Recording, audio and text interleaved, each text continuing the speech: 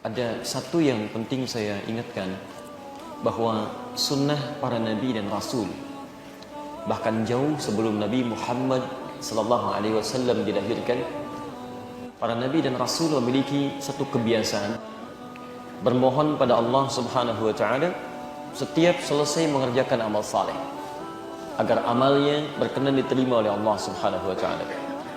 Nabi Ibrahim dan Ismail alaihi wassalam saat ditugaskan oleh Allah Subhanahu wa taala untuk meninggikan bangunan Ka'bah yang pernah kemudian hancur bagian atasnya terkena terjangan banjir di masa Nabi Nuh itu, lalu di masa Nabi Ibrahim alaihissalam diperintahkan untuk ditinggikan kembali bangunannya, maka selesai tugasnya itu ditunaikan, tuntas pekerjaan dikerjakan, maka keduanya bermohon kepada Allah. Perhatikan permohonan pertamanya di Al-Baqarah ayat 127 itu tadi yang kami bacakan. Rabbana taqabbal minna innaka antas sami'ul alim. Ya Allah, mohon terima amal yang telah kami tunaikan ini. Sungguh hanya Engkau yang maha mendengar apa yang kami sampaikan dan maha mengetahui kualitas amal yang telah kami tunaikan.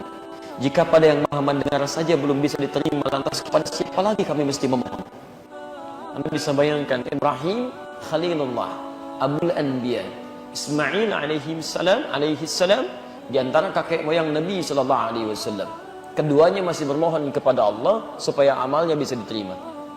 Nabi Muhammad sallallahu alaihi wasallam 29 sampai 30 generasi setelahnya, setiap menunaikan ibadah, saya contohkan salatnya, juga mengikuti sunnah-sunnah Nabi sebelumnya. Hadis riwayat Ibnu Majah nomor hadis 925. Ketika selesai mengerjakan salatnya, Rasulullah SAW membiasakan berdoa, Allahumma inni as'aluka ilman nafi'a wa rizqan tayyiba wa amalan mutaqabbala.